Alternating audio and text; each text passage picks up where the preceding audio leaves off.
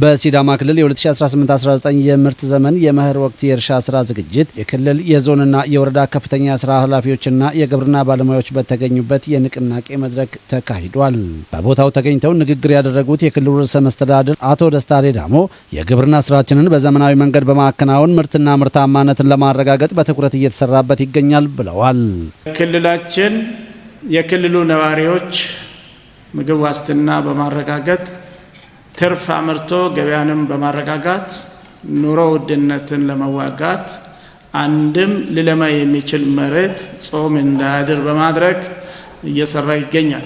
በዚህ ማዕቀፍ የመሬት ጥበትም ያለው አካባቢ እንደዚሁም አምርቶ ለመለወጥና ለማልማት ለማደግም ቁርጠኛ የሆነ ህዝብ ያለን በመሆኑ በአመት 2-3 በማምረት የህዝባችንን ኑሮ ለመቀየር ተግባብተን ወደ ስራ ከገባን ቆይተናል።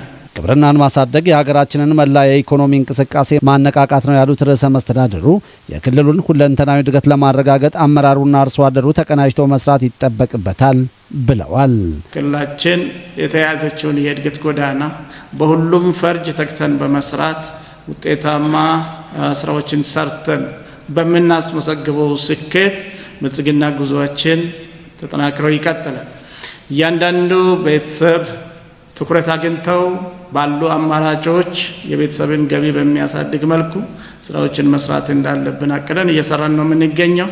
እዚህ የተገኛችሁ አመራሮች እናንተ ፊት አውራሪ ናችሁ። ከፊት ለፊት ሆናችሁ ከዚህ የሚወርደውን እቅድ በዝርዝር ተረድታችሁ ለህዝብና ለሙያተኞች አስረድታችሁ ህዝባችሁን በማስተባበር የህዝብ አቅም አባስታችሁ የያዝነውን እቅድ በከፍተኛ ደረጃ መፈጸም እንደሚገባችሁ በደንብ ሊያሳስባችሁ ፈልጋለሁ። ከዚህ በተጨማሪ እና ምርት ብቻ ሳይሆን ምርትና ምርታማነት ጭማሪ ማምጣት የግድ ይለናል። የሲዳማ ክልል እርሻና ተፈጥሮ ሀብት ልማት ቢሮ ኃላፊ አቶ መምሩ ሞኬ በበኩላቸውም በዘንድሮ ዓመት መጠነ ሰፊ የእርሻ መሬቶችን በዘር ለመሸፈን መታቀዱን ገልጸዋል። በክልላችን ከ169 ሄክታር በላይ በሁሉም ሰብሎች የዋና ዋና ሰብሎችን ጨምሮ የሆርቲካልቸር ሰብሎች እንዲሁም ደግሞ የስራ ስር ሰብሎችን ጨምሮ ወደ 16.2 ሚሊዮን ኩንታል ለመሰብሰብ ነው ያቀድነው። ይሄ የሚተገበረው በዋናነት በአርሶ አደር ነው። አመራሩ የመምራት ሚና ይወጣል፣ የማስተባበር ሚና ይወጣል። ስለዚህ በክልል የክልል የሚመለከታቸው እና የንቅናቄ ስራ የሚሰሩ አካላትን በመጥራት በእቅድ ላይ መግባባት ስለሚያስፈልግ በምንሄደው አካሄድ መግባባት ስለሚያስፈልግ የቴክኖሎጂ አጠቃቀም ላይ መግባባት ስለሚያስፈልግ እንግዲህ ይሄን መድረክ እያካሄድን ያለ ነው። ስለዚህ ከ609 ሺህ ህብረተሰብ በላይ በዚህ ይሳተፋል። ስለዚህ ይሄን ማቀናጀት፣ ይሄን ማስተባበር፣ ይሄን ማነቃነቅ የግድ ስለሚያስፈልግ ከአመራር ጋር መግባባት ስለሚያስፈልግ ነው። የግብርና ግብአቶችን ለአርሶ አደሩ ለማቅረብ ዝግጅት አጠናቅናል ያሉት አቶ መምሩ ሞኬ የግብርና ስራ መሪ ተዋናዩ አርሶ አደሩ በመሆኑ ግብአቶችንና ጊዜውን በአግባቡ በመጠቀም ምርትና ምርታማነቱን ለማሳደግ በቁርጠኝነት መስራት ይጠበቅበታል ብለዋል። ዋናው የግብርና ስራ ተዋናይ አርሶ አደር ነው። ስለዚህ አሁን ያለንበት ወቅት የመኸር ወቅት ነው። በልግ የሰራንባቸው አካባቢዎች ያልተሰበሰቡ እና ገና በእንክብካቤ ላይ ያሉ ሰብሎች አሉ።